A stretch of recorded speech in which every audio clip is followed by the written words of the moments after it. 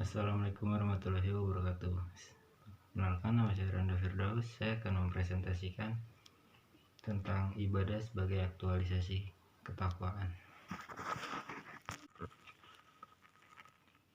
Makna ibadah.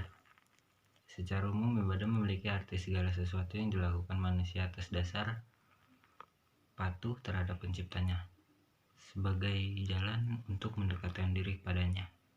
Ibadah menurut bahasa etimologis adalah diambil dari kata ta'abbud yang berarti menundukkan dan mematuhi seperti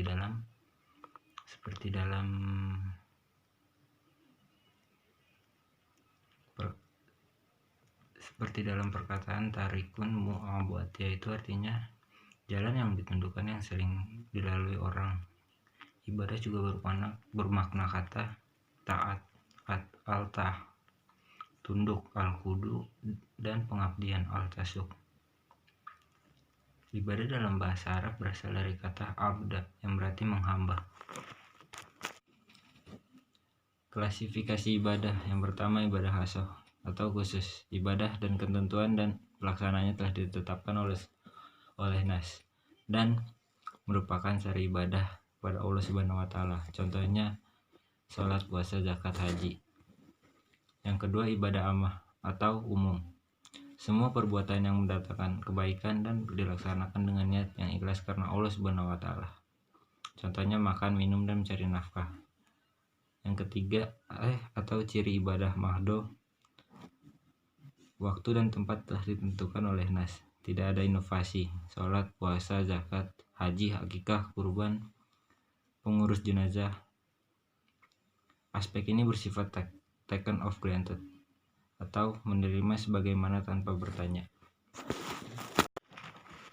Syarat diterima ibadah.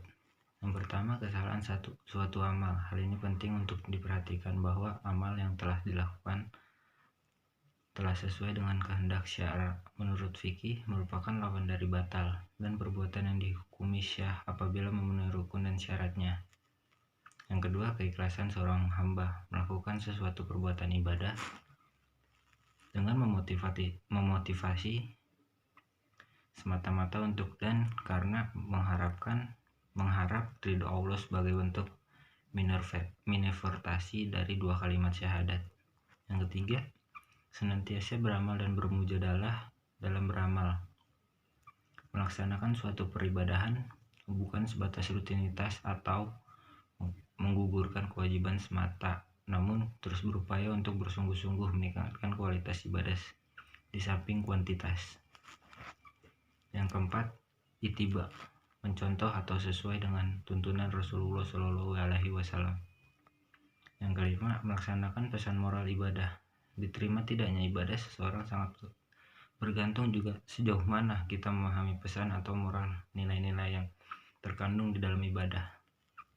Untuk itu dilaksanakan dalam kehidupan sehari-hari sebagai wujud ketakwaan kita kepada Allah Subhanahu wa taala. Prinsip ibadah. Yang pertama, hub atau cinta. Quran surat Al-Maidah ayat 45, sebagai hamba yang takwa kepada ajaran Allah Subhanahu wa taala, kita harus senantiasa ikhlas. Ibadah seseorang yang bebas merdeka, bukan budak yang dipecatnya. Ibadah yang ikhlas itu untuk Allah semata, bukan untuk ego kita. Yang kedua, khauf atau takut, ibadah hati. Tidak diperkenankan khauf ini kecuali terhadapnya Subhanahu wa ta'ala. Khauf adalah syarat pembuktian keimanan seseorang. Fungsi ibadah senantiasa untuk mengingat semua pemberian Allah Subhanahu wa ta'ala dan menyalurkan fitrah pemberian terima kasih kepada Allah Subhanahu wa taala. Yang selanjutnya adalah khauf.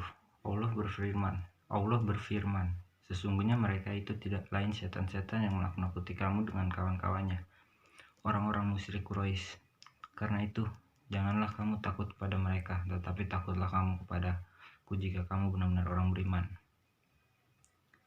Rasa khauf akan muncul dengan sebab beberapa hal. Di antaranya, pertama, bila seorang hamba mengetahui dan meyakini hal-hal yang tergolong pelanggaran dan dosa-dosanya serta kejelek-jelekannya, Kedua, pembenarannya akan ada keancaman Allah, bahwa Allah akan menyiapkan siksa atas segala kemaksiatan. Yang ketiga, ia mengetahui akan adanya kemungkinan penghalang antara dirinya dan taubatnya. Yang selanjutnya, macam-macam khauf. Yang pertama, khauf ibadah, yaitu takut pada Allah karena Dia Maha Kuasa atas segala sesuatu. Yang kedua, khauf syirik, yaitu memalingkan ibadah qalbiyah ini kepada selain Allah, seperti kepada para wali jin, patung-patung, dan sebagainya. Yang ketiga, khauf maksiat, seperti meninggalkan kewajiban atau melakukan hal yang diharamkan karena takut manusia dan tidak dalam keadaan terpaksa. Yang keempat, khauf tabiat, seperti takutnya manusia dari ular, takut singa, takut tenggelam, takut api, atau musuh dan sebagainya. Yang kelima, khauf wah, yaitu rasa takut yang tidak ada penyebabnya atau ada penyebabnya tapi ringan. Yang terakhir, roja harapan. Adapun roja secara bahasa artinya harapan atau cita-cita, sedangkan menurut istilah ialah bergantungnya hati dalam meraih sesuatu di kemudian hari. Roja merupakan ibadah mencakup ketundukan dan kerendahan. Tidak boleh ada kecuali kepada Allah Azza wa Jalla.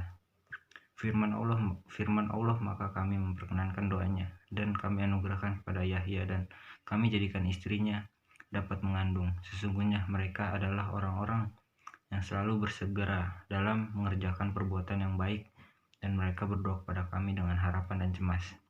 Dan mereka adalah orang-orang yang khusyuk terhadap kami. Khauf rasa takut dan roja rasa harap adalah dua ibadah yang sangat agung. Bila keduanya menyatu dalam diri seseorang mukmin, maka seimbangkanlah seluruh kehidupannya.